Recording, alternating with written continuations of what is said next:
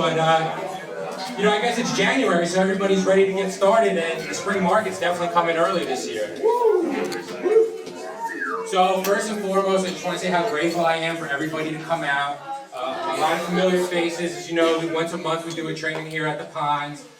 Today I'm very excited about this training. This is a training that I've done multiple times with Mike Napolitano, who will introduce himself in a little bit. What we really want to do here is we really want to talk about ways to scale your business to levels you didn't even think were possible. All right? One of the greatest things that I love about this industry is you can take this business to as far as you want, as high as you want. And I did a video about this a couple weeks ago. One of the best things about this business is the freedom. One of the worst things about this business is the freedom, right? This is the most self-motivated business to be in.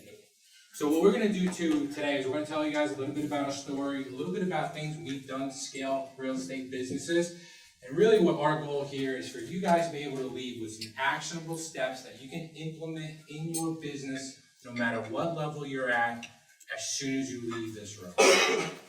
So again, Mike and I are very grateful for all of you coming on a not too cold Wednesday, January day. And I want a quick introduction to my good friend and broker owner of RE/MAX Edge in Brooklyn, New York, Mike Napolitano.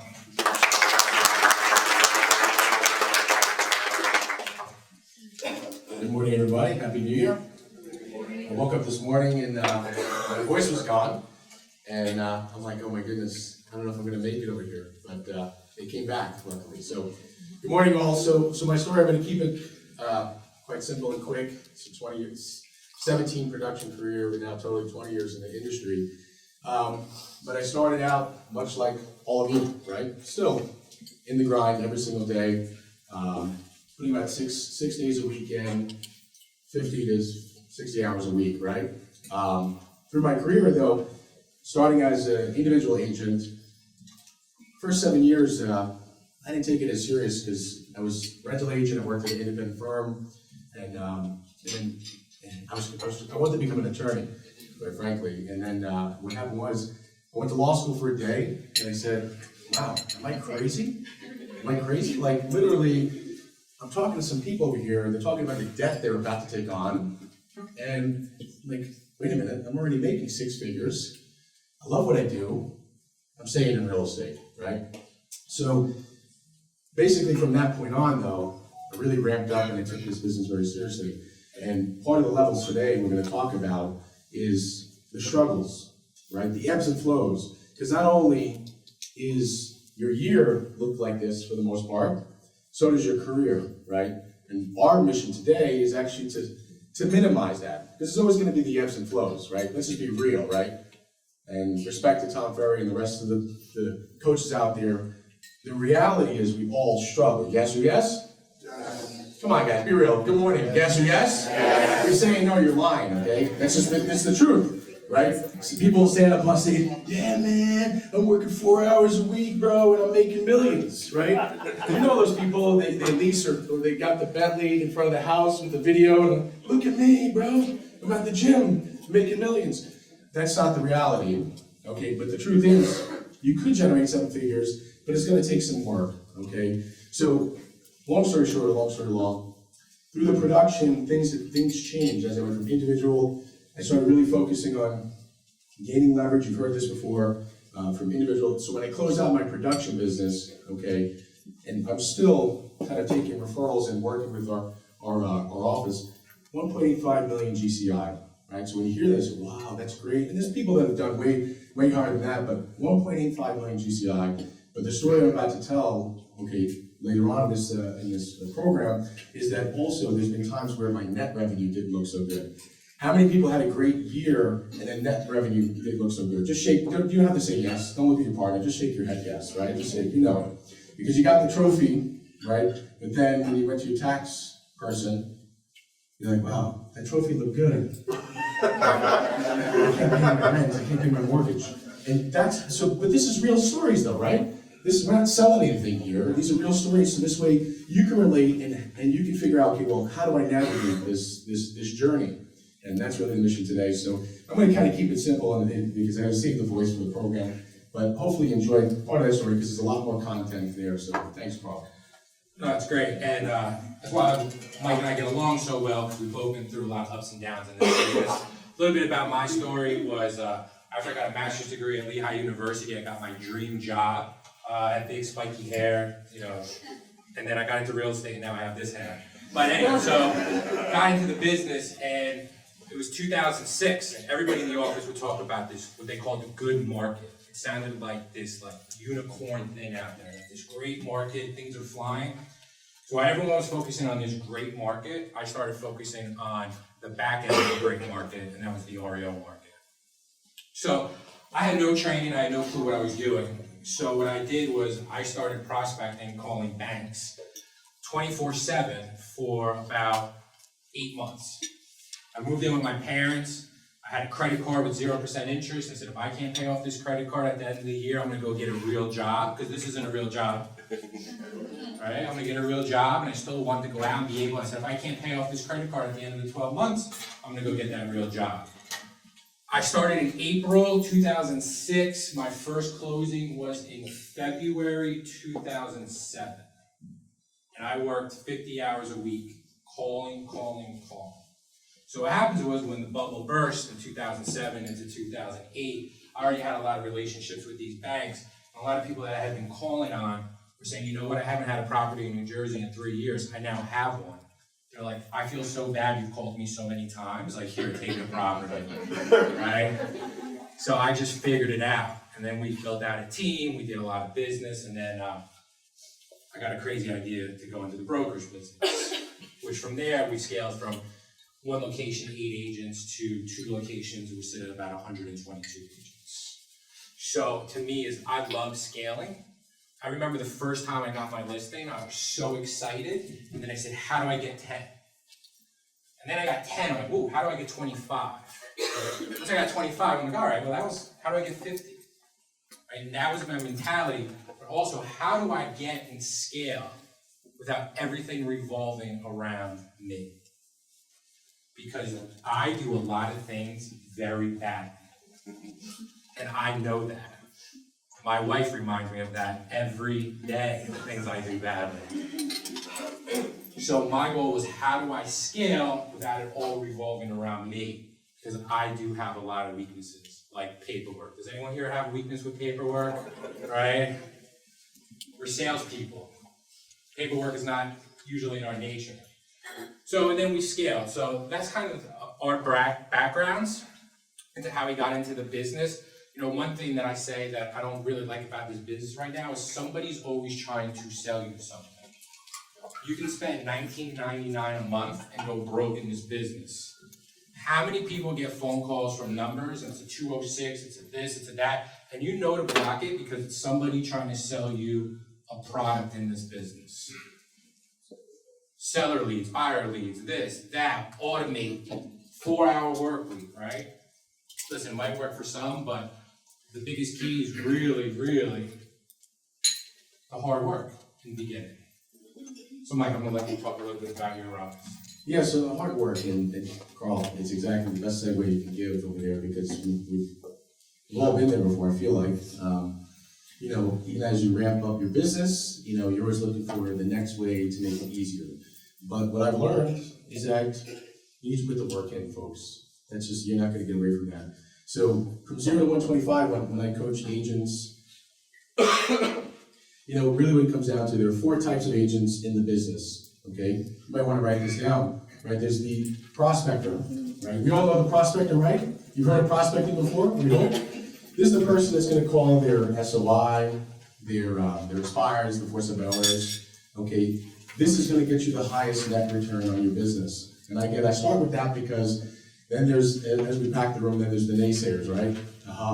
Yeah, you've heard this before. Call the expires, get Mojo, get Vulcan, get all these other things, and that's going to make your life, that's going to change your life. The truth is, it will change your life because you're not going to be able to avoid it, okay? And I get it, you might be looking at your colleagues, or if you're new to the business, you might hear your colleagues say, ready? I only work by referral. I only work by referral. So you're sitting there like, oh my God, Because I've been there before. Wow, how does Johnny work by referral only? He just seems to walk in the office and this thing just rolls in. But Johnny didn't tell you that for years, Johnny cold called and did all types of crazy things. So why I share this with you is because when I coach agents, the first thing I talk about is let's get the prospect right out of the way. Because the second question I ask people, okay, well, so you don't want to call FISBOs, you don't want to call expires. By showing hands, how many people have Facebook here? If you don't have your hand up, then you should walk out of the room, because that's how rogue I am. If you want to be the secret agent, I'm serious. The world, it's over, ladies and gentlemen. Your privacy's been out the door for a long time. Okay, so stop it. If you're worried about your ex-boyfriend or girlfriend calling you from like high school, because you have like the code name like Joe Schmo, but really it's Joe Schmolowitz, right? You're Joe Schmo, because I don't want anybody following me. You know? Guys, you're out there. Okay, but here's the question I have for you. Out of your Facebook friends, how many people have you actually reached out and touched? Okay, and not really legitimately touched, but how many people you called? That's the first question I have for agents. Because the first is, Mike, you're talking to me about prospecting. I've been doing this business to be a telemarketer, Mike. I'm gonna be on Instagram. I'm gonna be an Instagram star. People are gonna just reach out to me. Okay, yeah, keep doing that. I've seen a lot of Instagram stars go broke. They never actually have any money. So, but if you don't like prospecting for expireds or for sub owners, the first question I said is, how many people have you called daily? I'm like, I don't know what to say. Well, why don't you just say this first, right? You just maybe want to write this down, right? This is pretty simple. Hi, Johnny. You know, it's been a while since we spoke on the phone, and I just want to say hi. How about we start with that first? Is that fair, guys? Can we start with that first? That's actually the hard work, because most of us, guaranteed, I know you don't have to look at me or look at your friends. You probably haven't done that, because if you thought that Facebook post that said, Happy New Year, everybody, Happy New Year, you thought people were going to call you because you posted the Happy New Year to your thing. You got to call people. We're in the relationship business, right? Are we in the relationship business? Yes or yes? Yes. So if you don't reach out and call somebody, okay, with Facebook's algorithm, they might even be watching you, okay? So calling, prospecting, right? That's first. Converters. I know Carl is not necessarily bullish on leads, but certainly I've made a fortune on leads, and I've also gone broke on leads, okay? At the highest point, I was spending about $65,000 a month on Zillow. $65,000 a month. That's where the brokenness almost came in, because I had too many leads for an 8-person team. It's like, oh yeah, let's just spend $65,000 because it feels good. Okay, but converters. But here comes the simple actionable item that you probably heard, but you need to hear it again from another voice. Converters love inbound leads. Okay, so if you're not on a team, join a team if you like this stuff. If you don't have the leads, if you can't buy them, work open houses. How many people know how much it costs for a lead off of Zillow? Can somebody answer that question? I want somebody off of your marketplace. Tell me who's a Zillow star here. No, nobody knows.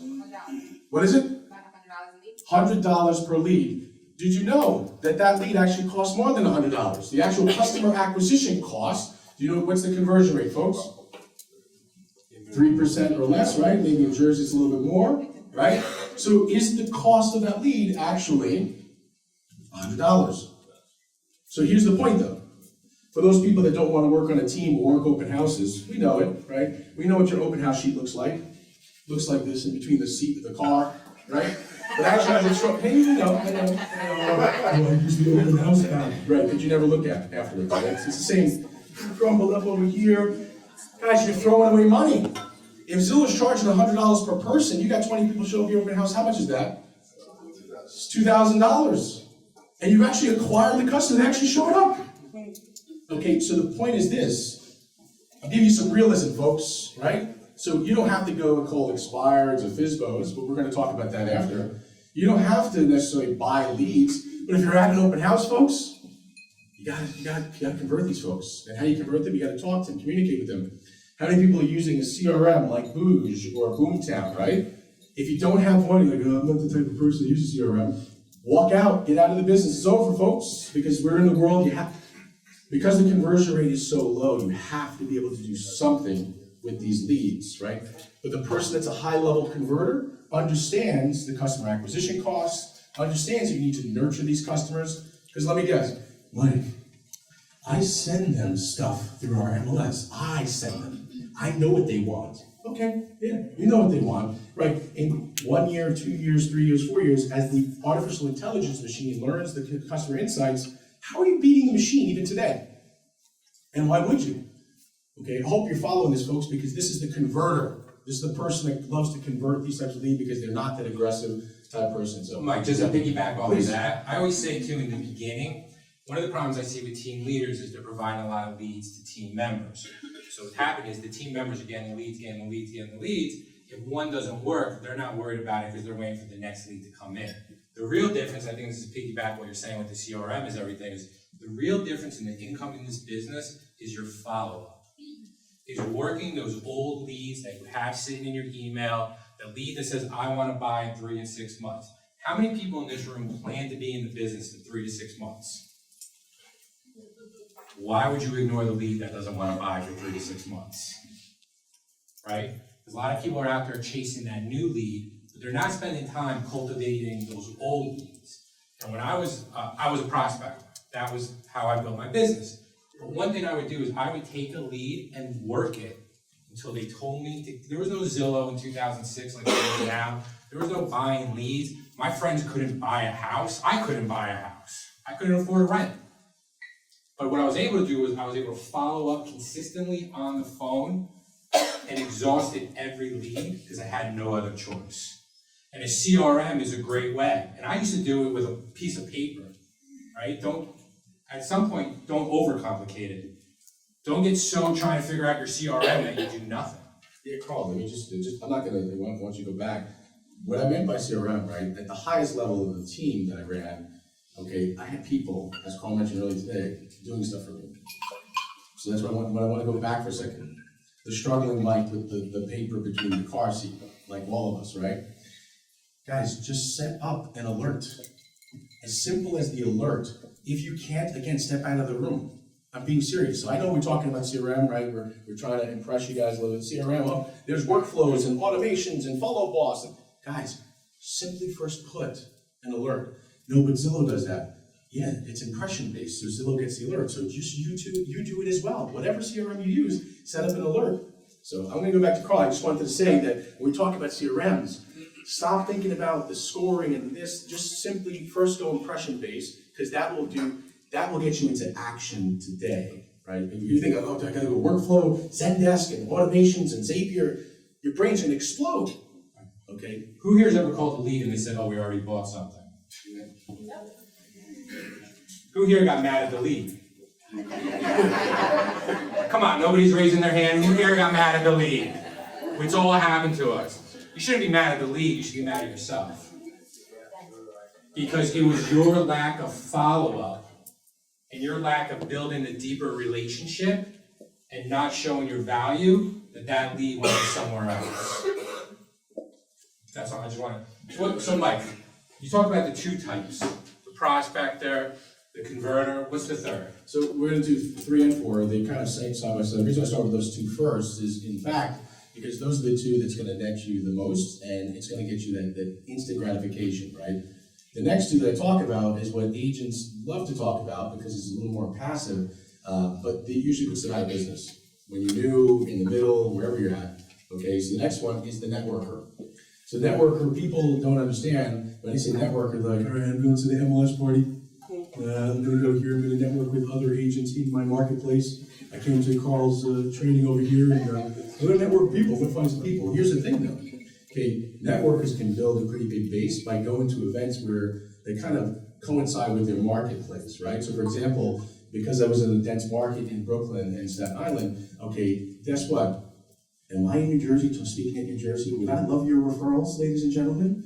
Absolutely. I think 1 or 2 of my agents are going to show up here. I don't see them, so they're missing out on an opportunity. But here's the thing: if you show up with other agents, there's definitely a team in my office that literally they have built a huge networking base just by showing up to events that coincide with their market. So when I talk networking, that's a big networking piece for me. It's built a 6-figure plus referral machine, especially, again, this is a brand agnostic meeting, but through RE/MAX, right? Because the flags, just okay, if you're with RE/MAX, you're with RE/MAX, hey, maybe we do something together. But outside of that, even independents, whatever, you should be going to events outside of your market, right? Jersey's a pretty popular market, yes or yes, right? Yeah. So that's the networking piece. But here's the problem, folks. It takes time to build that. It takes time. So guess what? You're not going to be able to build your business until you're up here. And even if you're a year or 2, 3 years in the business, you got to be patient with that. Okay, gotta go to events like Inman, R4, whatever if you're with a different brand, go to those conferences. I'm like, what are they gonna teach me at the conference? Go to the conferences, okay? Go to the conferences. I mean, I've got a huge, I was a little bit crazy, back in the day, maybe still a little crazy, but I used to go to R4 all the time in Vegas and literally find agents from New Jersey, from Pennsylvania, from Delaware, Connecticut, all these places, Florida, and hang out with them. Because you know why? If they hang out, stop with these Facebook relationships. Hey, I know Mike, he's from Brooklyn, or I know Mike, it's that number, because and stop hanging out in all these Facebook groups. You should be there. Somebody's gonna send me a lead from Florida because they put in their, I'm a great agent. Here's what, and then people are like, what the hell, Mike? How are you getting these leads and you're a leader of an office now? Because I have ambassadors in other states that know me, because I'm their ambassador in a different room, but because I met them. So when someone says in Florida, Tampa, Miami, who's good in Brooklyn? And I'll call, they say Mike in the groups. And they're like, Mike's not even active in the group. It's because I've met these people. And I'll do the same for them. And I have to validate a story. We were in Vegas together last year at R4, and we were walking from the convention center to the restaurant. It would have taken about 5 minutes for me to walk there, but since he knew everybody at the convention, I literally was filming at some point. I was just standing behind him because he talked to every single realtor. And here's the point though, folks. Again, just be interested in one part. Don't say, oh, I gotta be the expired killer. Because the truth is, when I hit 7 figures and beyond, it's actually diversified. I did a little bit of each because at some point I really hated calling expired listings, quite frankly. But you have to grind a little bit here and then. That's part of the hard work. So then last piece, besides networker, it's the marketer. Right? How many people believe they're in the marketing business? Did you guys fall asleep? I think I'm pretty interesting. I'll give you your money back when it's over, okay? No problem. Right? Or you buy my program when it's done. Marketing.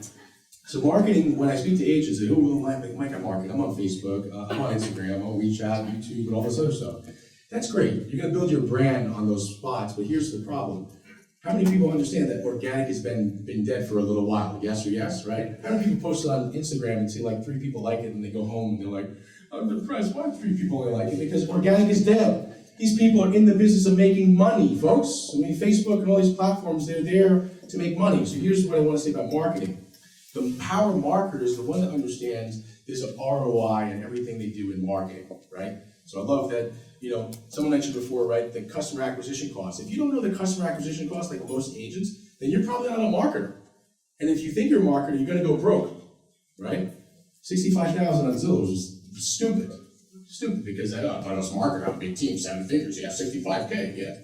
Okay, that was stupid, because I wasn't really measuring my return, okay? So the key here is measuring your return, right? How many people do a farm, geographic farm? Nobody does a geographic farm? Okay.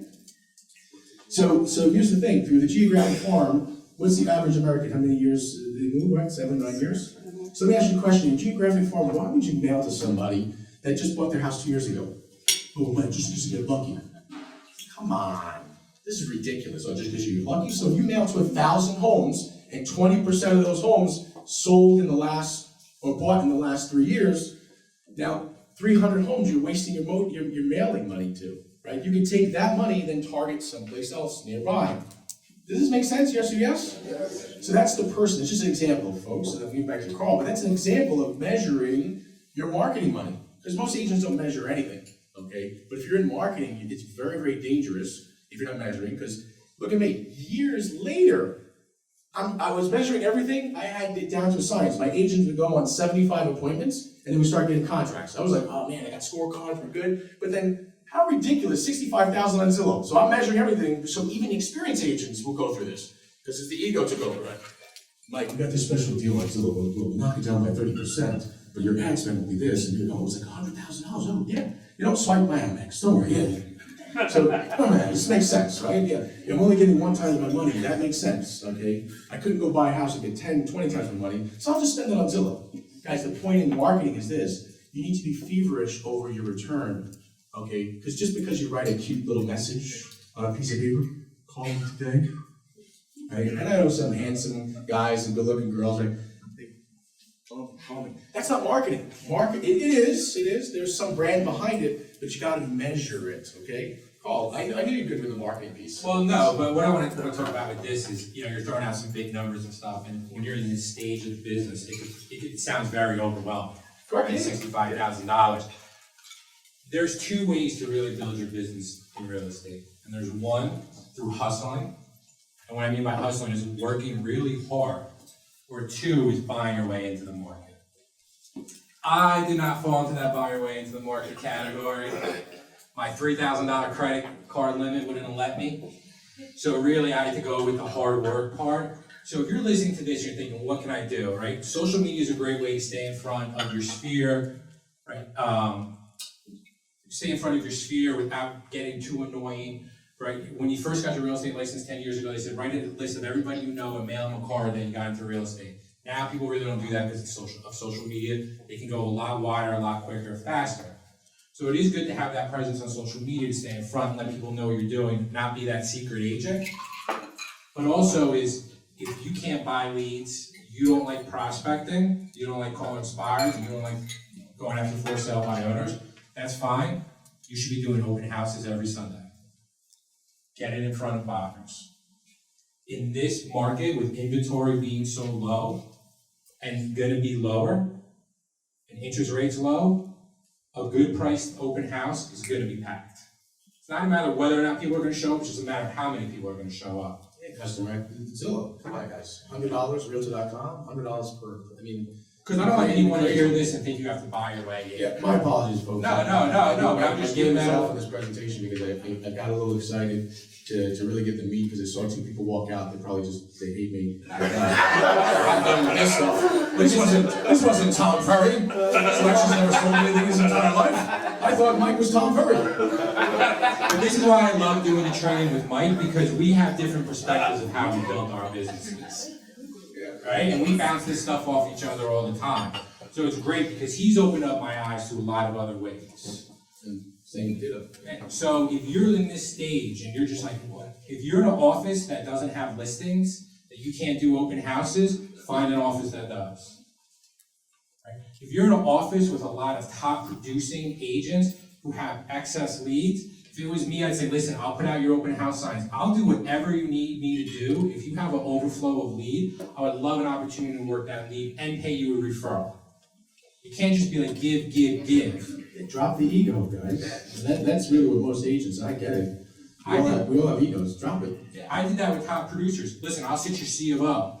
Oh no, let me pay you. You don't have to pay me, but if you have an extra lead that you can't work, I would love to run that lead for you and pay you a referral fee. It can't be all about me, but if you're looking to build, there's ways to do this without having to buy leads, without having to burn the phones. I was a phone burner. Can we get into that? Because actually, by the way, we spend a lot of time on hard work is because this. I mean, this is, so when we get here, maybe that's why some people walked out and my heart's broken. But we spend a lot of time on this part because across the board, as we get to the $1 million piece, even the person that's at 250, 500, 750, 1 million, they forget the hard work. They forget it, right? And that's where I was sharing before that big spend on Zillow. I forgot, just like the credit card, so it's 65,000, sure. But my average spend, by the way, was actually around 38, but don't think I'm that crazy. So, but what I was going to ask you, Carl, is this: how many people let me change this rule. How many people go after expires? Anybody? Okay. How many people go after 4-7 owners? Okay. Yeah. So let me ask this question differently. How many people consistently go after expires? That means at least 3 to 5 days a week you are going, at least. So that's consistently going after expires. So the reason why I say this is because last time we did this, we got into the, naysayers, right? The people say, well, Mike, you're up there, right? You talk about this stuff, but let's do some role play. I'll be the seller. And actually, he was an agent, the team leader who runs the team, and he knows me. But I think he just wanted to bust chops, and we had role played a while. I was like, no, I'm gonna be the seller. And then you're calling on the expired. So I'd love to do that here. Yesterday I did something with 4-7 owners, which I thought was even just as valuable. But let me just give you, can I share just a quick thing on expires? It's not really quick. Sorry.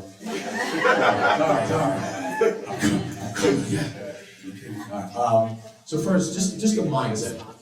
Guys, I want you to get into the mindset, right? I'm not gonna ask you to stand up and touch somebody's shoulder and get into the mindset, Tony Robbins' mindset, but I want you to understand expires first. And I think for those that just don't call these people, I think this will be helpful to you. Okay. How many people have ever been on a date? How many people are on a date right now? How many people are on Tinder right now? I'm just curious. I've been married for a little bit. I'm like, what's this Tinder thing? What is this? Anyway, so, but expired listings is this, and I'm being serious because I want you to get into the mindset, because we've all been there at some point. You've been married 10, 20, 30 years, 40 years, 100 years. Okay, we've all been there. So think about this for a second. The expired listing is the broken-hearted, okay, person that just broke up with their agent. Yes? Think about that for a second. They just broke up with their agent. How many people know, friends or family, that when they break up with somebody, here's what the conversation goes like this. Mike, you're never gonna believe this. What happened? I broke up with blah, blah, blah, and it's terrible. I'm really pissed off. She cheated on me, he cheated on me. Oh my God, it's crazy. Okay, Mike, I'm never doing it again. Right? Come on, don't lie to me, guys. I know it's early, don't lie. You never heard this from somebody? Then when you call them 2 days later, Mike, this guy, he's amazing. So we're not even going out to dinner this week? No, he's amazing. I'm going out with him.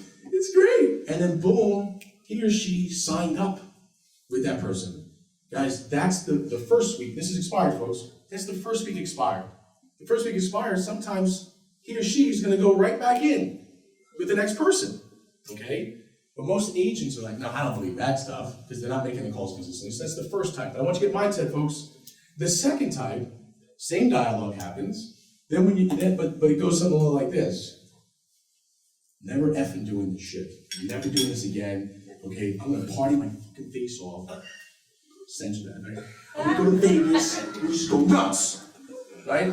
And they go to Vegas, they go nuts, and then the 1 week back, you call them up, hey, how was Vegas? Oh my God, I met this person in Vegas, forget it, oh shit.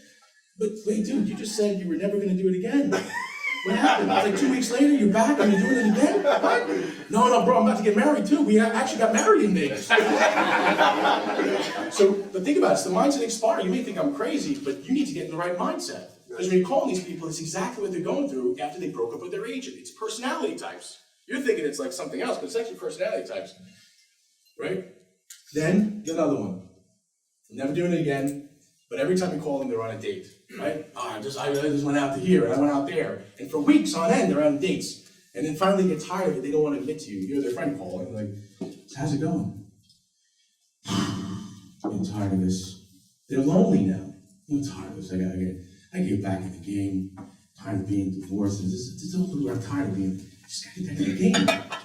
All right, good. And they're so lonely. Then the first person that calls them now, after they self-discover it's time, Johnny called from 2 months ago, and Johnny, I would love to go on a date with you. It'd be great. So think about, again, go back to expired, folks. Pay attention, mindset. Same thing, the old expired, so lonely. When somebody calls, you just guys don't believe it because you're not calling them consistently. And they're so lonely, they call like, I would really love to hear from you. Come on over. And they come over and you're like, what happened? They signed like in seconds. I'm good. No, it's just, you called at the right time. And it's been 6 weeks, 8 weeks, 3 months. They're ready to go. So here's the point, guys. You have to have fun with it. Because at the end of the day, the only time when they're cursing you out is just, number one, they're busy. Right?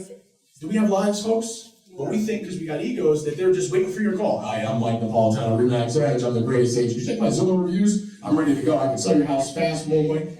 They got things. They got kids. They got dogs. They got cats. They got lives. Okay, usually when they hang up, it's typically because, first, they're busy at the moment. Because how many people recognize that 86%, I think I'm not going to make the numbers up today. Next train. Okay, but most expireds do have intention on selling in the next 3 months. They do. Okay, so it doesn't matter where you catch them. Most agents, the reason why they don't call expireds is because they're calling the new leads. As Carl mentioned earlier today, the new leads, the first week leads. Because the first week leads, they're always a little bit happy. They're a little mixed emotions, right? Okay, but sometimes there's people hanging up like, don't call me. I hate my agent, right? But people are not giving it a try and calling the people consistently. So I would say go with the right mindset first, okay, when calling these people, and don't take it personal. Because I've seen people who told me, kind of like a Paulie Walnut, you know, Sopranos, right? The guy called him, he's like, a week later I call him back, he said, come by. He said, listen, I'm eating supper, come by. I eating supper, I came by, it was like the Last Supper actually. Sit there, hey honey, Joanna, come here.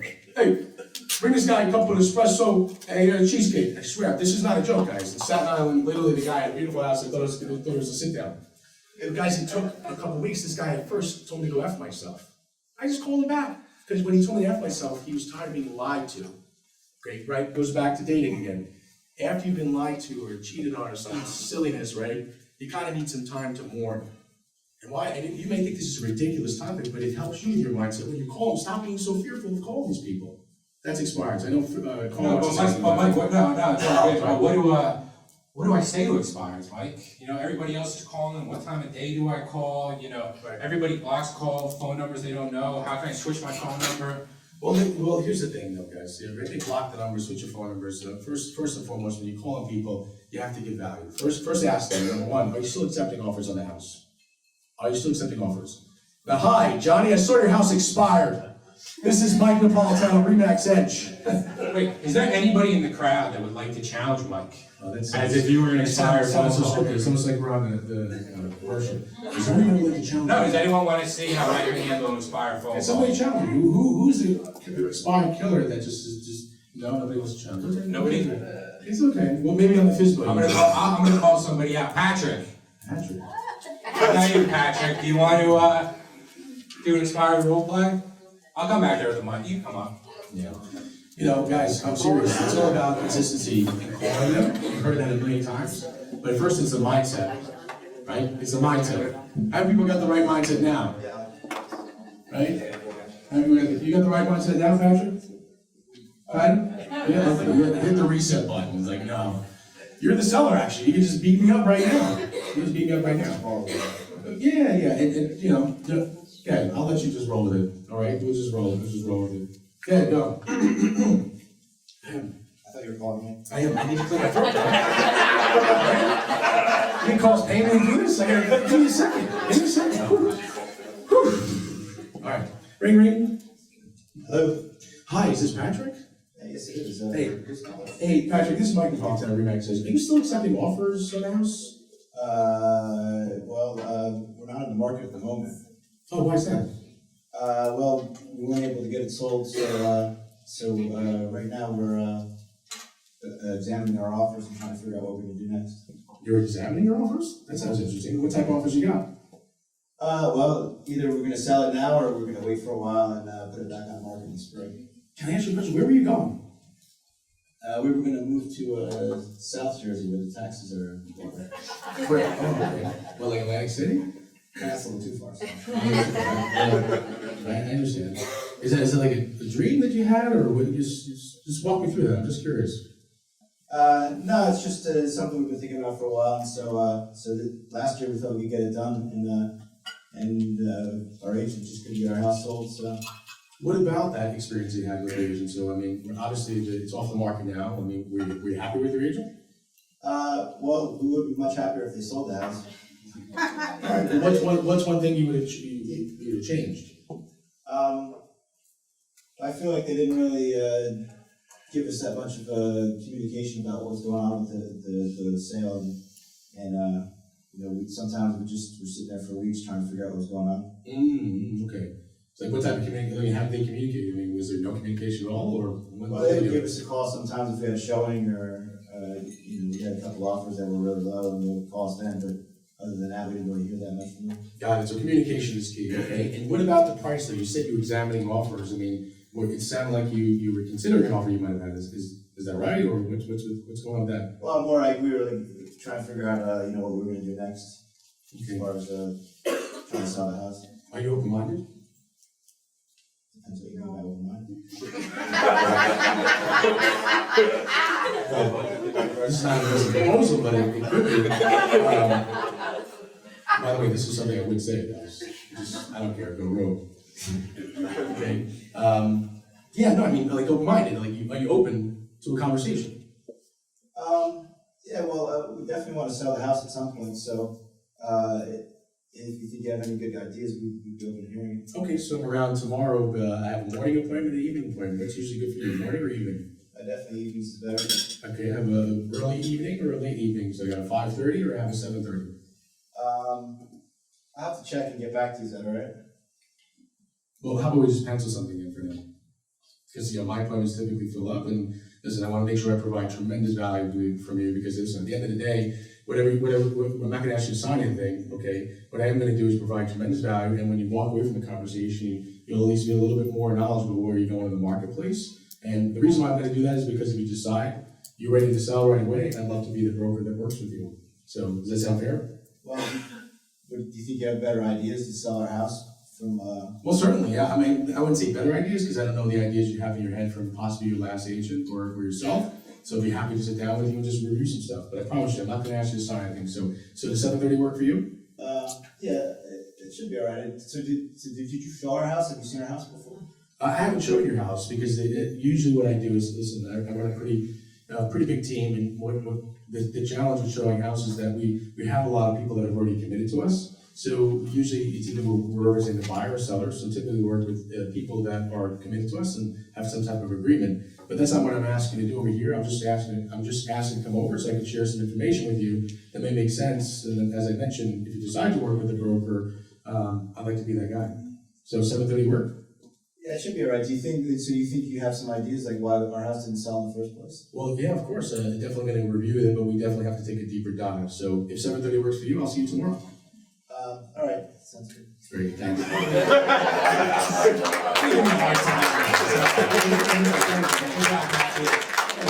Wait, one thing I wanted to say is, did anybody notice when Mike was talking, what he didn't talk about? Himself. Did you ever hear Mike throw out any type of statistic about, I'm this, I'm Circle of Excellence yellow, I'm this, I'm that? Nope. What did he focus on? Client. The client, their experience, and how we can help solve the bad experience they had before. Because I hear some agents call expired, and it's just like, oh, well, you know, I'm top this, or my office is this, blah, blah, blah. And they're just vomiting their resume, and they wonder why the other person doesn't want to meet with them. Guys, on a date, who typically goes forward on the second date? The person that listens, right? He didn't listen to me. She didn't listen to me, right? It's about a balance, folks. I'm not talking about this. I'm not talking about guy, girl, or anything like that. I'm talking about balance, right? So tell me about yourself. Really? Okay, great. That's wonderful. Where'd you been on vacation recently? Oh, wow. How's the food? Are you enjoying that? What are you gonna get for dessert? Guys, the point is mindset, okay? And I'm being serious. It's mindset, and you gotta be real though, folks. If you're not genuinely interested in where he went on vacation, then don't ask the question, okay? So I just wanted to bring it back to mindset. This call kind of took it into the business side of it, so we get to the right mindset. You understand that the person that wins the date, the person, even still today, people that are married, don't you have to win over your partner? Yes? Because if you don't, right, it's gonna be like that song Bruno Mars, I wish I bought her flowers, right? You know that song? Okay. So Mike, I love karaoke. for everybody listening, in that stage when you're working, so listen, you just fired me up. I'm leaving here, I'm gonna call expireds. I'm gonna do open houses every weekend. What are some of the tools and stuff that you should look in to help you with this part? Oh, I just slipped out. You asked me about tools that I use? Tools. Yeah, so number one, I personally loved, forget about the dialer, you've already got the dialer, right, Mojo, it really isn't about a preference, potato. Really what it comes down to on these dialers, in my opinion, is the dashboard and how the dashboard looks to you. Some people love that Vulcan 7, there's a ton of dashboards, there's no, in my opinion, none of these dialers have some secret sauce, it's just a matter of picking what the dashboard looks, the best one for you. As far as data goes, what I've found over the years, LandVoice has been the best data. And by the way, I haven't worked for LandVoice, so I'm getting a referral with commissions on it. LandVoice, they claim, but it's true, that in my experience, is like 94% of accuracy, getting all cell phone numbers and home telephone numbers. So I use LandVoice personally, and still I suggest to my agents use LandVoice. Again, because I am being recorded over here, do not call this. Make sure you're watching that, okay? So please be careful. Be careful. Do not call. Pay attention. All right, great. So now, Mike, now I'm hitting the 250 stage. I took all your advice. I'm working hard. I'm grinding. Now I'm at that 250 stage. I want to take it to the next level. What advice do you have? Yeah, man, I wish I did some business stuff too, but okay. It's sad, I had the 1,000 I follow. But okay, listen, the 250 is, just as it says up there, is marketing. Most agents, right, how many people are excited about growing a team, right? We all heard there's companies out there, there's a company that wrote a book about it, and the first question that I ask, okay, I want to take you here for 1 second. because there's a reason why I talk about this, because most agents, when they hit the 250 mark, they do one or two things in today's world, right? Everything's got to be relevant for today. Either one, they finally hit 250, they were driving the Passat, and now they're driving the S500. Woo! Gotta get me an S500. Gotta get me a Lexus or Mercedes, GL, ML. If you bought the Bentley, you're just a maniac, okay? Okay? Or you can go buy the Lambo. All right, but here's the point. The reason I'm bringing that up is because you're actually believing that that's an ROI. You believe that's an ROI, but actually when you hit 250, a percentage of your money is to be sent back to your business to feed it. To feed it. So today when the agents hit 250, see the big thing that says marketing, there's nothing else up there? Okay, it's not about hiring the next agent.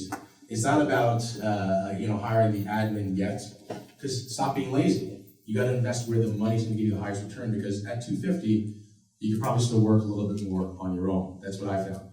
Okay, so the first thing I would do is, number one, is look at investment in marketing, right? The suggestion, from my experience, okay, I'm no economist, I'm not Ty Lopez, I'm not going to hit the disclaimer like, if you do this, you're going to make millions. But I want to say this, 10%, 15%, and 20%.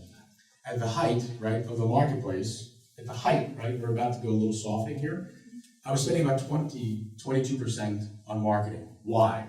Could someone tell me why I would increase my spend on marketing during an upswing? Somebody, give me a little more engagement. Come on.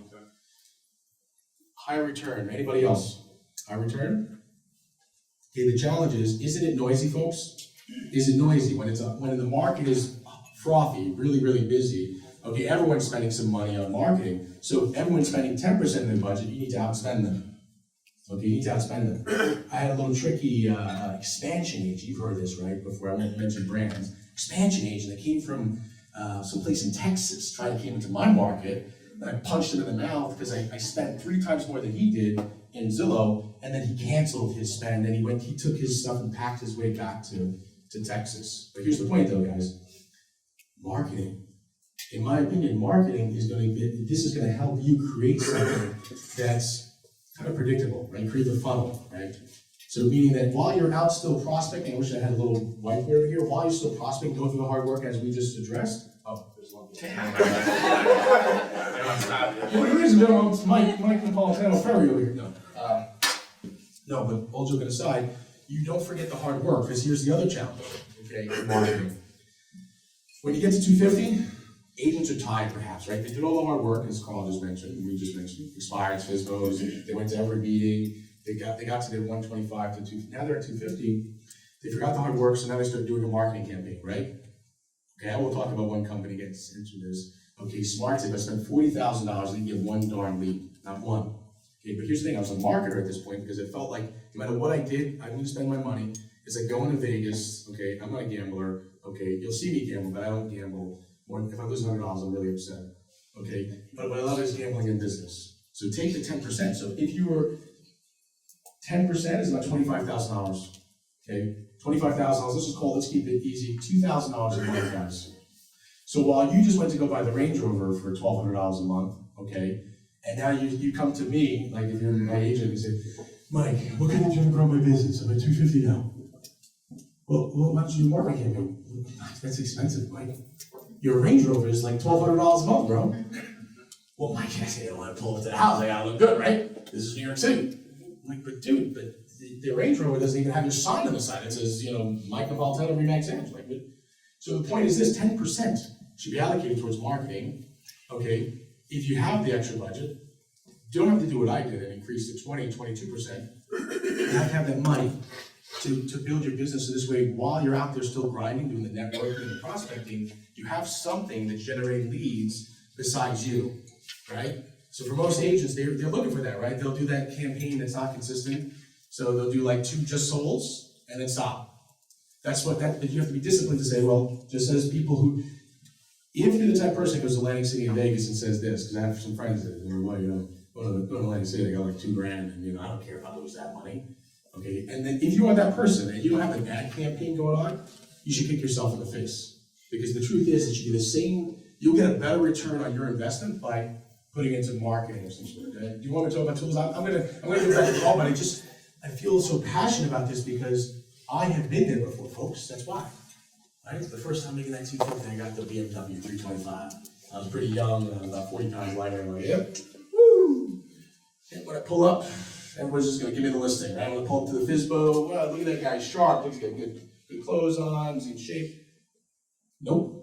In fact, it was the reverse, because I work in a marketplace, a lot of international people who might have been a bricklayer for 30 years, and I walk in, and I'm like 20-something years old, and they're like, so you want 5% commission? You just pull up in the Beamer, and you want 5% commission. And I'm like 60 years old, okay, and I work my whole freaking life, I'm about to pay you $30,000 in commission. Are you crazy, bro? Get out of my house. So I went from parking my old car down the block to now parking my new car down the block, because I didn't want them to see me. So again, the point is that getting in front of people through marketing is going to create some consistency around your business. But you have to be willing, just as some people who are gamblers, willing to just let go. If you got $25K and that's what you allocated, once a month, have some type of campaign to get your message out. And it's about the impression. So, Carl, am I going too deep? No, I'm just laughing because I remember when I hit this mark, I bought a BMW X5. That's just we've all been there before. I hate when people are up here like, oh, I never did it. Guys, I've been there. I spent the money ridiculously. And after 6 months, I sold it. Yeah, I woke up and I'm like, oh God, I'm stuck in this. Well, I was stuck in a lease. I'm stuck in a lease. So. No, but it's great. So marketing really does help you add fuel to the fire in your business. Some marketing's just listed, just sold, basic. But one of the biggest problems, and I've come across this with big teams, is how many people here have spent a lot of money or money on marketing and you really didn't know whether or not it worked? Or you think it might not have worked? Anybody? Right?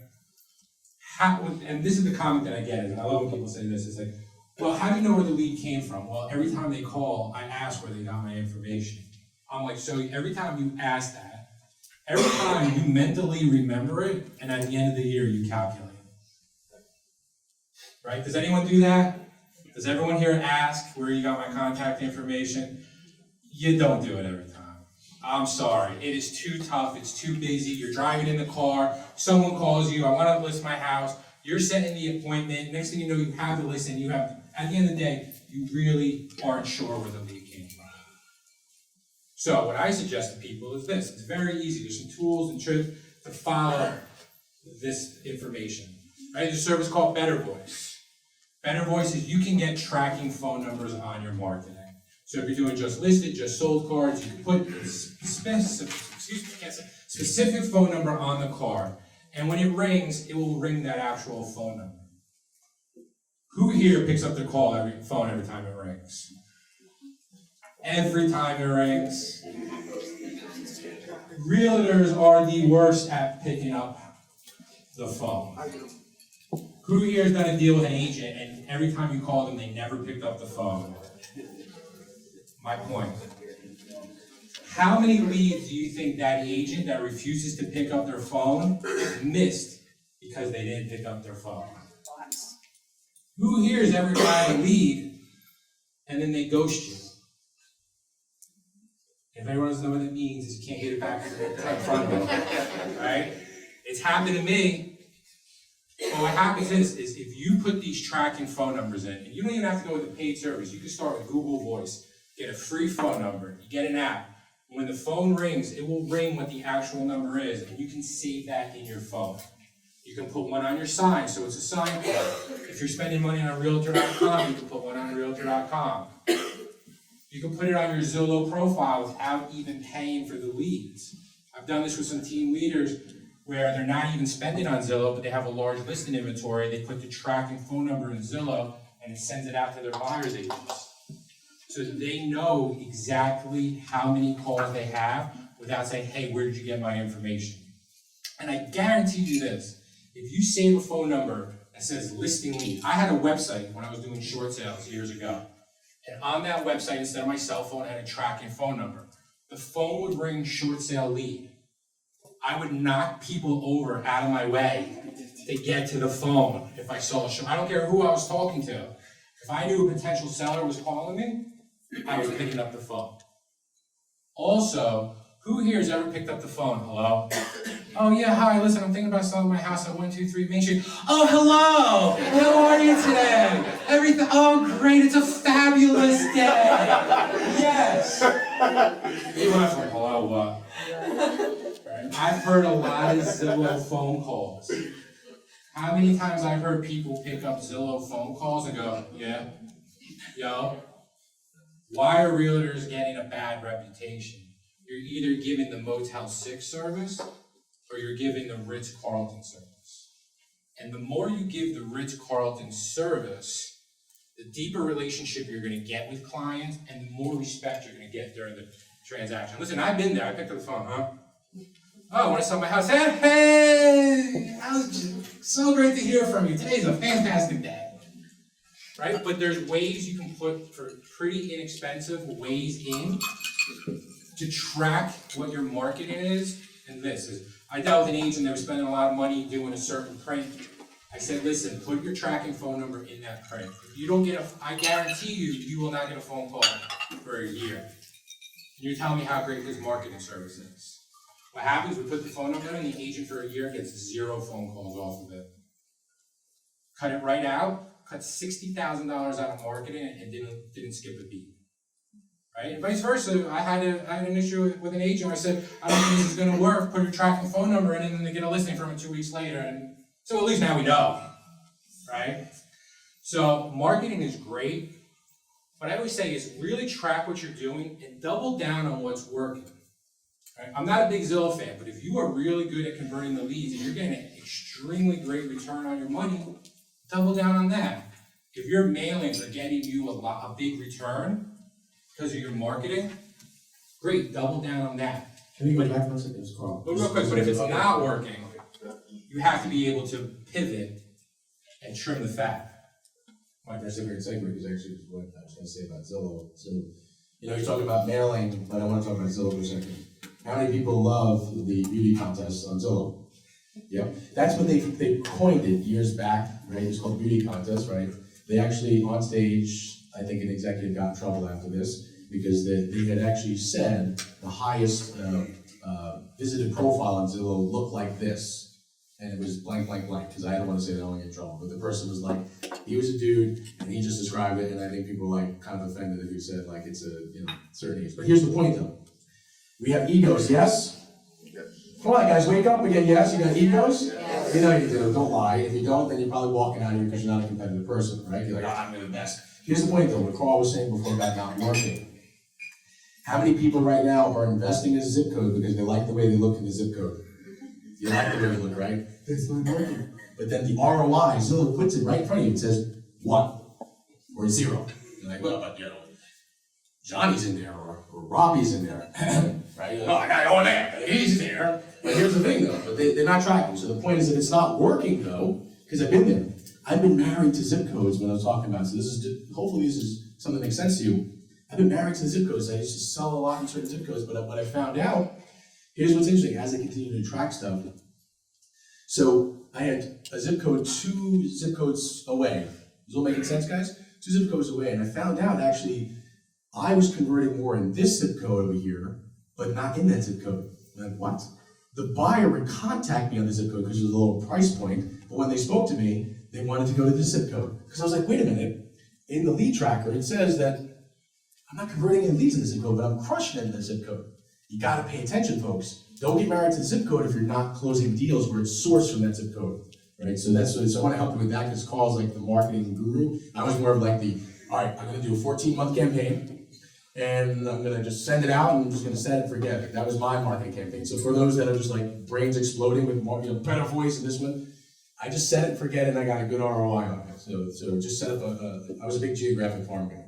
And to go off of that, I mean, for marketing, who here has a set plan on how they market to their past clients' sphere of influence? Few people?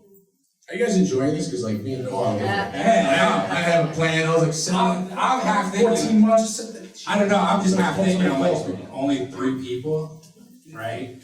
What is 95% of most agents' business?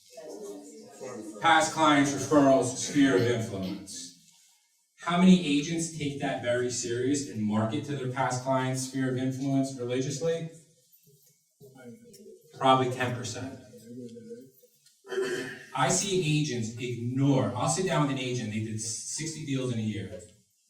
20 came from past clients, 20 came from Zillow, and 20 came from calling expireds. This is why I say to the agent, third of your deals came from calling expireds. How much time do you spend on that? Well, a lot of time, every morning, 4 hours a day, 20 hours a week. Okay, so you're spending 20,000 hours a year. How much money are you spending on Zillow to generate those deals?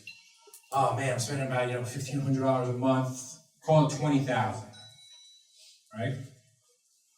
A third of your business came from referrals. How much time are you spending on marketing to your referrals, calling your referrals? Oh, I'm not really doing anything. If they call me, I'll work with them, but I never call them. How much money did you spend on working with the referrals? No, I really didn't spend any money. Like I said, if they call me, I said, and I saw the agent have the aha moment. I said, a third of your business you're ignoring. What if you take a little bit of the money out of the marketing for what you're spending on Zillow, take a little bit of your time that you're taking out of the expires, and move that into your referrals and past clients? Agent did big client appreciation party.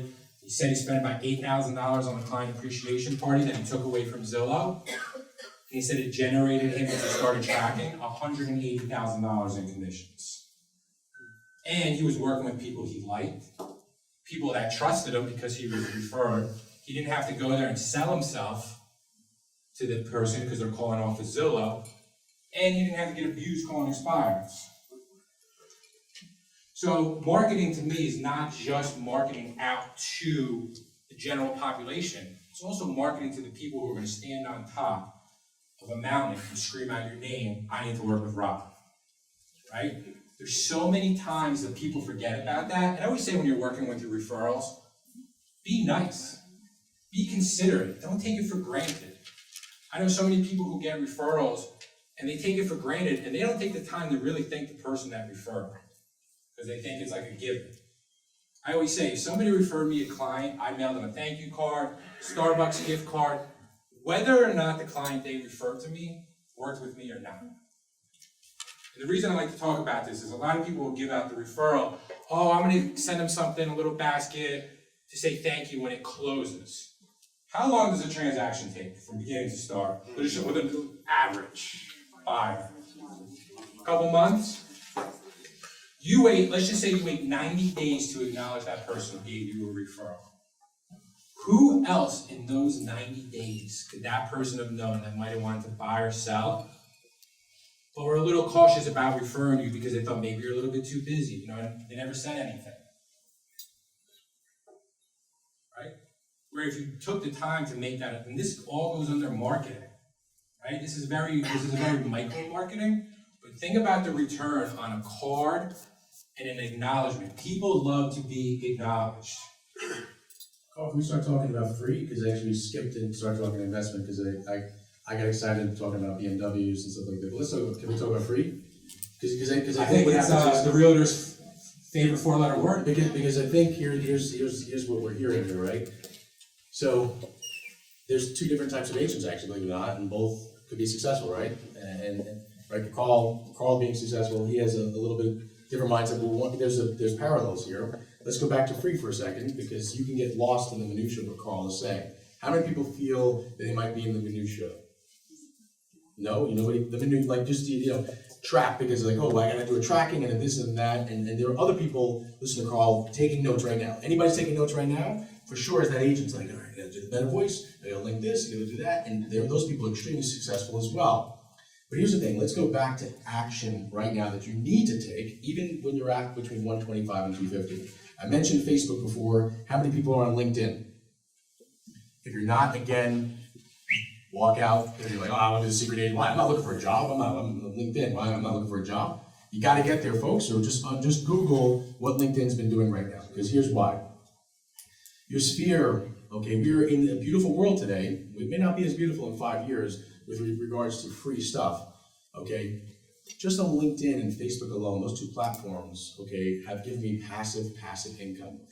Okay, if you're afraid because you have children or you do some rogue stuff, then I'm sorry, you need maybe to get out of this business, but people need to see you and know who you are, because you need to be likable and approachable. Yes, so you're in the business of relationships. So if you're not likable and approachable and you do some off-beat stuff, then you may need to get out of the business. I don't know, there's a lot of things going on in Denver right now. Maybe you want to do some rogue stuff, plant some seeds and do some stuff. But here's the thing though, guys. Get on Facebook, okay? Add your sphere. Stop it. Oh, well, I don't want Johnny, who's my client from 2 years ago, on my Facebook because I got 2 kids, and Johnny's a little creepy. I got a 3-year-old, by the way. Johnny's a little creepy. I don't know. I don't want him seeing pictures of my kids. Okay, or but here's the thing, though. People want to know you. Are we in a voyeuristic world? Come on, be honest, guys. Are we in a voyeuristic world? Yes. We know that 80%, this is a real stat, 80% or more people that are on your Facebook page actually see your Facebook post but don't like or comment. I know who you are, Carl. Okay? So here's the point, though. Get your stuff out there. And I'm not gonna hit you with the high level, like, oh, the Facebook ad, you spent $1 and it was rich. We're not talking that right now. Okay, if you're on that level, we're gonna get to 3 and 4 after. I just want people to You know, and your personal page becomes your business page. Oh, thank you, Carl. That's what I want to be very clear. Start with your personal page first, because I know what people say, oh, but I've got this business page, Mike. Stop it, okay? If you have 5,000 plus friends, you need to come talk to me because I'm excited to meet you. Okay, if you have 5,000 people that you know and like it today, you're like a social media, but Facebook allows 5,000 people to be your page. Why would you not use that first? I've heard it, it's been debated, but the debate's over. Be in your personal page first, because people want to know and like you. They like that you have kids, they like that you go to yoga, they like to have dogs, cats, this, that, you're a Giants fan, you're a Jets fan, okay, you're a Patriots fan, okay, but when you do this, I understand some people, besides going rogue, they have certain, how can I put this, ideas, right? They want to get it out there. Unfortunately, folks, okay, I wanted to change the world when I was wanting to be a lawyer. Besides that, I have some pretty serious ideas about the world that maybe people debate. But unfortunately, in real estate, you have to just walk the middle line. And you can argue, throw tomatoes at me all day. Then again, get out. Or if you're the person who says, oh, I don't care about offending the other half of the people. I'll really work this. Fine, that's you. But get out there. You got to be likable. People want to know you.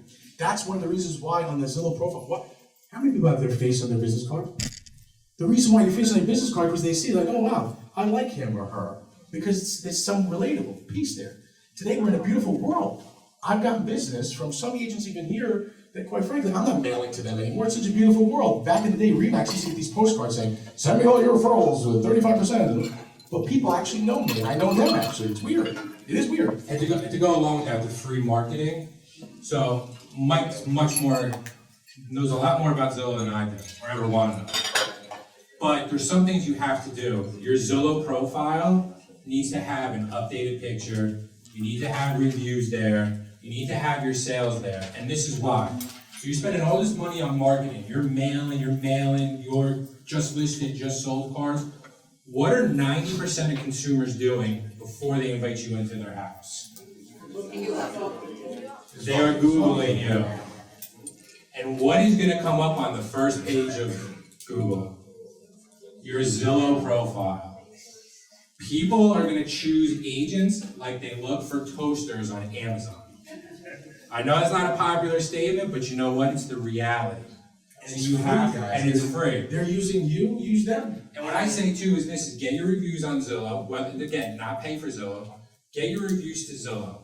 You can go on GoDaddy.com. You can buy Carl's reviews or Carl'sTestimonials.com. Whatever you want to do. You can take that URL and you can forward it to the URL where your reviews on your Zillow profile is. So if you're mailing, check out my 5-star reviews at Carl'sTestimonials.com.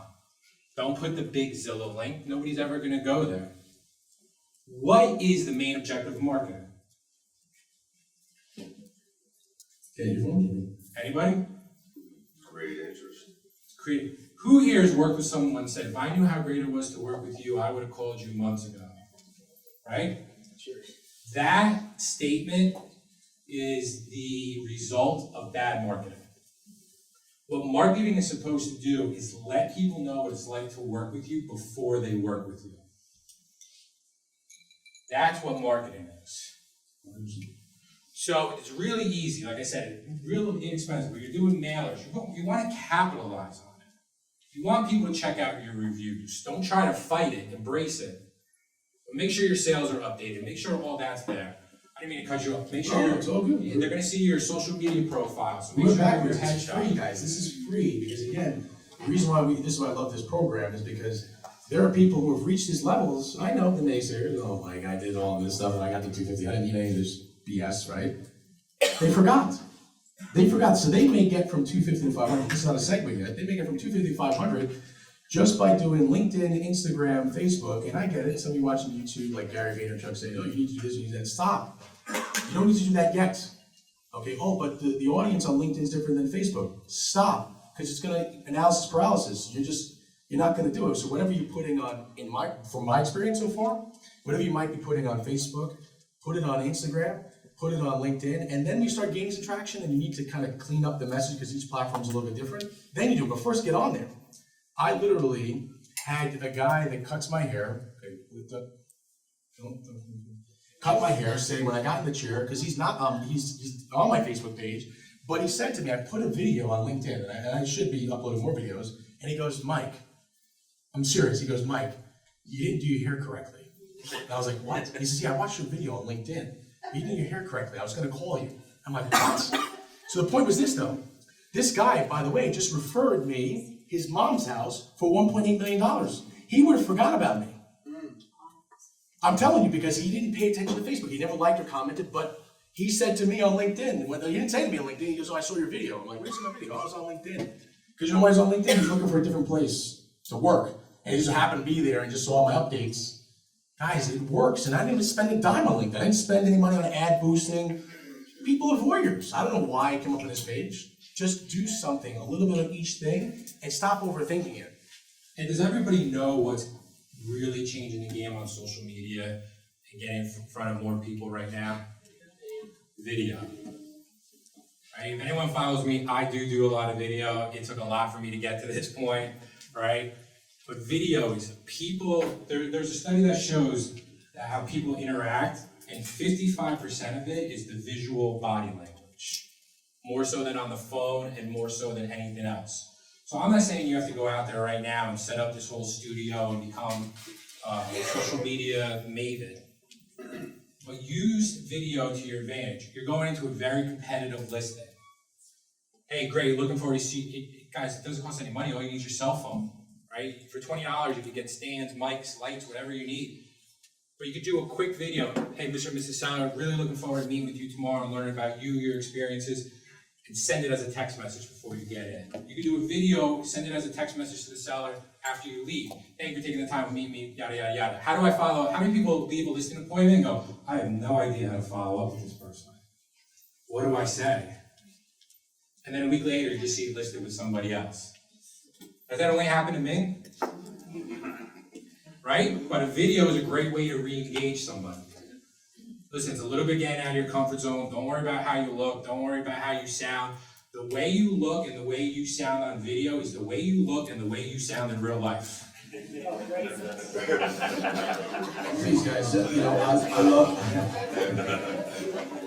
Carl, you mean, come on, Carl, you mean my chin, like, And to go with marketing, how competitive are listings right now? So how competitive are listings right now? How do you make yourself stand out to a seller before you walk in the door? I am convinced 90% of your listing appointments are either won or lost before the minute you step in the door. There are some agents who win it before they go in there just because of how much history they have and how deep their brand runs in a town, right? So if it was me, it was competitive, and I know agents in my office all are saying, oh God, I know where he's going with this. If it was me, and I was gonna walk into a listing appointment, before I go into it, is you would receive a booklet about everything that it's like to work with me. All my reviews. How many people go into a listing appointment and hand someone a piece of paper and say, look at my great reviews? And then you just keep going that your house is worth $399, and they don't even get a chance to look at your reviews. But you're like, I gave them my reviews. So one thing I would do, again, is have a package, have a booklet, have a pamphlet, all about you, your team, whatever it may be.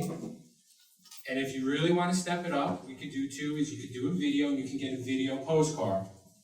So you're at that 250 mark, maybe instead of investing in the car or something flashy, you invest in the video postcards, where if we have it where if you buy 100 of them, you can get them down to $15 a card. Then you write a handwritten note. Looking forward to meeting with you to learn about you and what's important to you in the sale of your home. This is your book where you get to brag. If anyone's ever been to my listing presentation training, I always say it's about the seller, it's not about you. Sellers don't know what circle of excellence is. Realtors know what circle of excellence is. Right? Realtors don't care about your awards. Every brand, every company's number one in something during a certain amount of time. Right? It's about them. So it's a great chance to give you a brag book, the testimonials, a video postcard. Hey, really looking forward to meeting with you, learning about what's. Thank you for meeting with me. Handwritten card, Starbucks gift card. What happens when you send somebody that before you go in the listing appointment? Leave an impression. Leave an impression. If you're in the appointment against two other realtors, what do you think the chances are that any other realtor has done that?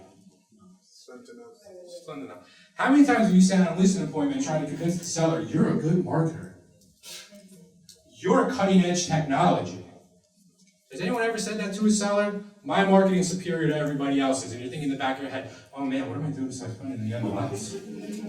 I'm gonna make something, I'm gonna make it sound good. Do you think if I send you that video postcard that I have to convince you that I know marketing?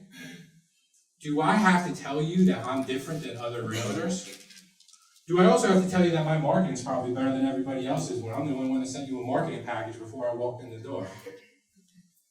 Listings are more competitive now than ever, and you can get this whole package done and completed for about $75. Also, when you send out the package, overnight it. Yes, it's gonna cost $12, $18, whatever it is, but who here has that drawer full of mail in their house that you don't open till a week later? Am I the only one that does that? Right? But if I overnight you a UPS, are you gonna open that right away? And are you gonna look at the content? And when you go on that listing appointment, think about all the barriers you knocked down before you even walked in. Because I don't wanna talk marketing, I don't wanna talk all this. I just wanna talk how I can provide the best experience for that seller. I'll repeat myself. I don't wanna go back and have to really explain myself. But these little things separate you from the pack. And what it does, it helps you build up your database, helps you get more referrals, adds fuel to the fire in your marketing, and you start systemizing, automating, and making your life a lot easier. Yeah, 100%, Carl. I mean, just again, to just close, we really have to close this because there's so much meat here, but don't get overwhelmed, guys. Start with one thing. I would say start with a lot of the free things, and then call is just, that's the cherry on top. You gotta get on these pages, guys. And I wanted to say one more thing in terms of which page to start with. It's Facebook. Everybody seems your grandma, your great-grandmother's on Facebook. I've seen some 90-year-old people on Facebook just checking, clicking, liking. So start with that first, okay, then move to other platforms. And what to post? Be you guys, don't overthink it. Don't come up with some long-winded, you don't need to do that, okay? You don't need to figure out where you need to, just be you. If you're here right now, how many people took a picture of themselves or with somebody here and said, I'm here right now? Probably only a very small percentage of you. But people want to know who you are. Oh, I don't want to be seen here. We know this in road agency. There's always a road. I'm from a biker realtor. I actually don't know who's from biker. But the point is that you gotta just let people know you're out there in the marketplace. Okay, just be you. Tell people what you do. Because here's what I've seen though. I've seen people showing them partying at conferences, and then it seems like you're going to conferences partying. The only time you might be posting is you're with a bunch of friends, and guys, people, humanize yourself. And to go on that, a lot of people, I get asked about, well, what should I do? Should I be on Snapchat? Should I be on Instagram? Should I be on TikTok? Should I be on this? Should I be on that? In this area, what's the biggest demographic on Facebook, age-wise? It doesn't matter, Facebook. Facebook. It's the biggest demographic, right? I just read an article. Facebook. 45, 50-year-old, that type of thing. Make it public. Guys, make it public. Yeah. That's the other secret, is that because when sellers are trying to find you out, this is what happens. The seller, you get this smart millennial seller, I'm gonna find Sally, she's a good agent, she says she's gonna have Zillow, I see her reviews on Zillow, but who is she really? Honey, I'm gonna check her out on Facebook. See, I told you she has public, it's public, you see, look, and then that's what they're looking for. When you're private, it's like a stop. It's like, damn, I really wanted to get to know Sally. Why I've learned that is because people have now said to me that don't friend request me on Facebook and other platforms, it's weird, it's like this dating process to be a friend on Facebook. They gotta see my content first, they wanna see my son, they wanna see my wife, they want on vacation, then they'll send me a Facebook request later on. And I found that with sellers, when I'm coaching my agents, you gotta make some stuff public too, but like I'm a private person, I wanna, again, get out of the real estate business. And in this area, the biggest demographic of sellers is also the biggest demographic on Facebook. Yeah. How do people work with, I'm just curious, Asian buyers, sellers? No, okay. Anyway, what I would say is that just WeChat, I just want to throw that out there, is a huge platform. You don't need to speak Chinese, it's owned by Tencent, which is in China. I would say that if you've worked with buyers or sellers like that before, I'm on there because here's my goal. My goal is even if I can capture 10% of that market or more, that's 10% better than my competition. So if you have that, and you didn't want to raise your hand because you got like some secret big investors coming from Shanghai, right? Okay, no problem. Then I would go at least start a page there. And again, Facebook, Instagram, all this stuff, just do the same posting. And even over there, I've gained some traction. So Who's here has ever thought, I would love to do more business, but then when you sit there and really think about it, it's like, I barely have time doing the business I do now. How can I do more business? Has anyone ever thought that realistically, right? This is where this stage comes in. Leverage. When you start to scale, you're gonna hit a wall unless you're able to leverage yourself. Like I said in the beginning, is I realized pretty early in my career what I could do and what I couldn't do. And the things I was bad at, paperwork, anything administratively, anything organizational wise, I hired out. I'll tell you about my first hire. I put an ad on Craigslist that, hiring for a real estate admin, apply. They applied. First application I got, I'm like, all right, come in for an interview. Looked at her, she looked at me, I said, this is what I need done. She looked at me, she goes, I can do it. I said, all right, great, you're hired. She came in day one, she looked at me, I looked at her, I said, all right, what are we doing? She's like, I don't know, you tell me what to do. I was like, oh, lasted 3 days. Who here has hired someone and it didn't work out? It's okay, it happens, right? What I always say is you try to hire slow, but if it doesn't work out, you gotta move on. Carl, can I just stop for a second? Because I'm afraid to lose more people in the crowd because they may not be at this level. You should hear this, I hope. I'm gonna say it out loud. The content, there's so much to give, but we think we have about 20 more minutes.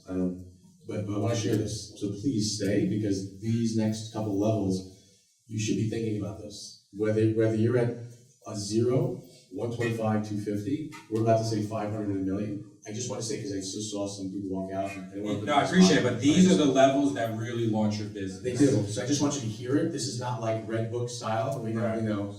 This is actually stuff that Carl and myself have actually been through. I'm gonna share some stuff that I've been through that really punched me in the mouth. That book that some of you read was from like the 90s. It's not necessarily the most, it's relevant, but it's not like today. That's why there hasn't been a new book yet. So yeah, Carl, I just want to make sure before, if anybody else wants to walk out. No, I hit a plateau in my business because I was at the point, I'm like, how much more work do I really want to do? Is it worth to make an extra blank dollars if I don't have the time? So what I did was I went out and hired, and I hired wrong, and I hired again, I hired wrong.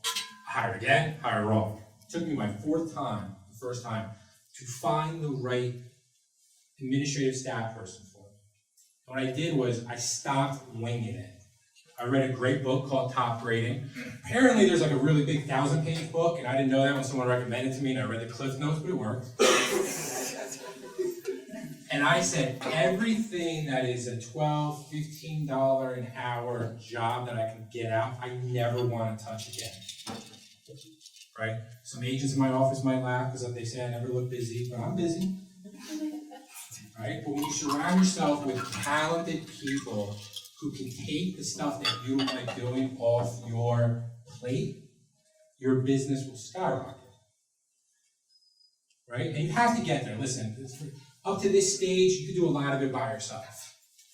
Or you can hire an admin, and it's just you, an admin. You're working on buyers, you're working on sellers. A lot of people say, I want to get a team member because I want them to run my excess buyer leads, and maybe I can get 50% of what they're doing. I say if you have a rock star admin staff, you can run those leads and enjoy doing it, because everything you don't enjoy doing, the admin will be doing. So you'll actually make more money and not even have to manage more people. And I think this is something that gets skipped a lot, which I know when I did it this way, it really, really helped my business skyrocket. Most of the time it gets skipped. Like even the people reading that book or work at that company, it gets skipped because I've been at that company for 9 months, and then I came back to this company, but I won't say companies. But the problem is this gets skipped a lot because everyone looks on Zillow and says, "Oh, Johnny's got a team of 10. I need a team of 10." Well, Mike, tell everybody, so you were a single agent, you had one admin staff. Yeah. So here's the thing, guys. I was an individual agent, and boy, I grinded and I suffered through quite a bit of some stuff. But my revenue kind of went up, and I've been through some interesting net revenue periods. So at this level, though, I won't share the big heartbreak yet. At this level, I did this thing like crawl. I had my first admin, and then after 6 months, I realized, oh my God, this person sucks. This person sucks. So finally, I got my next admin. And by the way, I was at about 565, something like that, the year before. So even when I hired the admin, see, here's what's interesting. Even though this admin sucked, okay, the year before actually was at 470 something. And the reason why I know that is because Remax has a thing at R4, chairman like invite only, and they wouldn't let me in. And I was so upset because like, what, $25,000 off? What do you mean you're not letting me in? They're like, no, you can't get into this. I'm so upset. So I remember it. That's just like PTSD. Okay, so I got problems, guys. That's why I call them Bible. Okay, so even when I hired somebody, here's the point. Even when I hired somebody, I still grew the business because even though she wasn't that good, she still took stuff off my plate. We had some other challenges not to be talked about here. It's not bad. It just didn't work out. But here's what happened. Then I hired someone else. Okay, 575 jumped to 710. 710. Not much changed, folks. 710. One admin, and I didn't even hire a buyer's agent yet. 710. Now I know what you're gonna say, Mike works on like Tribeca. No, I work in the unsexy parts of Brooklyn and Staten Island. I'm serious. Unsexy meaning price point. So that I know Mike, he made 700. That's because he's like Ryan Serhant, he's selling like $10 million pieces. No. Just like you guys. I mean, I understand like the medium's a little bit different, but it's not much higher. So here's the point though. Went to 7. Hired a virtual assistant in between that as well, and that really helped me. Right? You can ask questions about what the process is, but I'll just skip over that so we can keep it rolling. Okay, with these 2 people, they took a lot of stuff off my plate. And I was dating my wife at the time. Actually, we were engaged. And literally, on Saturday, Sunday, I was so busy because my assistant made so many appointments. It was insane. So I was like, please, can you tell Joe to take it easy on you? And I was like, Dave, she's crazy. I don't want to stop her. She just keeps going on these appointments. Just boom, boom, boom, boom. So when I hired her, we got to 710. And then I hired one more assistant, virtual assistant, and one buyer's agent, and $1,041,000 with a net of 7 and change. How many people like to get net out 7 and change, right? So $1,040,000, and by the way, nights and weekends off, because once I hired the one buyer's agent, she did all the appointments. She made over $100,000, by the way. Okay, so she was happy, I was happy, and I was 40 pounds lighter. I was at the gym, and we both got what we needed, right? So but here, this is where we don't. No, but Mike, that's awesome, right? People are like, wow, that's such great numbers. Great, so you know what, if I just hire some more buyer's agents, or I do more of this, I'm gonna make a lot more money. Right. So Mike, what happened after that? You said, all right, let's go, I'm gonna build out a bigger team, get more buyer's agents, add more So buyers. before we get to the $1 million mark over here, I just want to continue on this leverage piece, because it's exactly what Carl's describing. So second year after $1,041,000, now you're gonna say, well, Mike, it's because the ego, $1,041,000. Whew, this guy's crazy, I'm never gonna get to $1,041,000, okay? Second year did $1,060,000. Wow, Mike, that's impressive, Mike. Okay, net out $82,000. You'd be like, why would you even tell that story? Because I'm not there anymore, because I'll tell the third part and the next level. I mean, $82,000, because here's why. I listened to people, I read books, I watched YouTube, and then basically, though, I didn't have anybody around me that because everyone's ego-based, right? So when I was asking somebody, hey, you made $1 million last year, what was your net? Nobody would even want to share. So I hired the director of this, and the director of that, and this and that, and then I hired, okay, a bunch of agents, 3 of them, in fact, so total 4 agents. And guess what happened? I got out of the production business, didn't even realize. I was in the coaching business, okay? The brokerage business is the coaching business. The team business, if you're coaching your agents, congratulations. You win the coaching award of the year, okay? Because that's actually not what a team leader does to be profitable. That's what I did. I was like, hey, let me show you how to get some FISBOs. Let me get some expires. And then what happened was, I don't know how I made $1,060,000. I do actually. It was from the year before that I was grinding out by myself. Because the agents were literally bringing nothing to the table except for taking my leads and converting them. And they're still with me, by the way, today, except for one. So it's not like bad when I share the story, it's just how I structured it. So that year they made $82,000, it was just a punch in the mouth because I hired where everyone, and some of these coaches talk about it, I won't mention any coach's name, okay? Because it's all this illustrious marketing, like, oh, the road to $1 million. Guys, it's okay to be an individual agent. It's okay to be at certain levels, because sometimes you just want more balance. Because I will say this, in closing of this leverage piece, that book that a lot of people read, okay, this is what I want to say to that book. The first question I ask all of you in this room, if you've ever read that book, okay, I'm not marketing the book, the first question I would ask you is this: what is the net out of a fully leveraged team? I'd be really impressed if someone would tell me that right now. I would do a one-on-one coaching session with you, and I know it's really valuable if someone can answer that question. I'm just really curious. If somebody could just tell me right now what the average net out of a fully leveraged team is. That's a problem. Because also, when I've asked at seminars, even at that company that has this book, I ask the same question, it's the same ghost. 30%. And in that book, it actually has the number. It has the number. Dude, I read that book 7 times. That book it changed my life, bro. Really? Because nobody knows the net out. They're running a business, nobody knows the net out. And in fact, the book says actually 32.5%, the net in the book. But today's world, that's why this book is not rewritten again. Let me tell you why. You can get that on camera and send this to that person. It's because it's not sexy anymore. The net out of a team fully leveraged today is about 25% with the producer in place, and 15, the person with all the billboards, you know who I'm talking about, is probably netting out about like 10 to 12%. But that's okay. If you're making 10 million, bro, you're making 10 million, you can net out 10, 15% all day. But people don't know the net out. But the person that's running those billboard ads, that person is freaking high level. Because when I've spoken to that person, a friend of mine, I've got a couple friends like that, they know the net. And they're okay, but the agent that's looking from the outside is like, oh my God, 10 million GCI plus, that person just, on our way to being Warren Buffett. Know the net. I swear, it just blows my mind that agents are running a business, and Carl, I know is gonna give the operational piece. I'm very passionate about this, Carl, and he knows this. It's because I'm warning all of you that if you're not paying attention, you will get, you know what, handed to you. Okay, because the net out should be, okay, in my opinion, about 20, not in my opinion, from all the mastermind groups, it's now 25%, because why? Zillow and all the other things that we have to pay for these days, so the net went from 32 down to like 25, 23. That's why it's changed, because of all the other people entering into go into our pockets. So pay attention, guys. If you read that book, go reread it, and then ask people like, hey, what do you net out? Because everyone's telling you, oh, I made 250 and netted 250. I remember being in a group. Okay, I'm mindful of your time, guys. We're gonna stop. Well, Carl's gonna stop at 12, right? Okay. I remember being in a group, and then there was a guy that stood up in this group, and it was a big, high-level group, and the guy said, I netted 70%. I'm like, holy shit.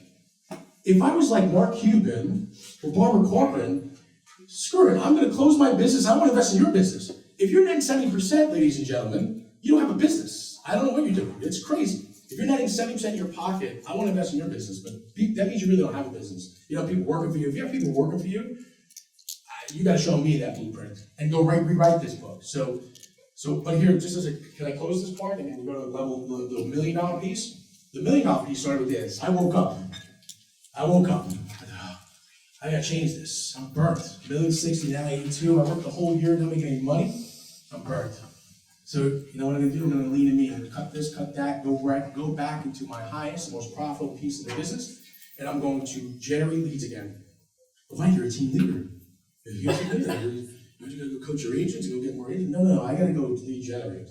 Back to the basics, back to the hard work. That's part of this program, folks. Go back to the hard work, because you forgot, right? Spending $65,000, that's reckless on Zillow. That's reckless. I forgot. So let me finish the story. Only 8 agents, okay, cut down ops to basically 3. That's all you really need. What the hell? It looks like I got a marketing director, I got this. Guys, really? Come on.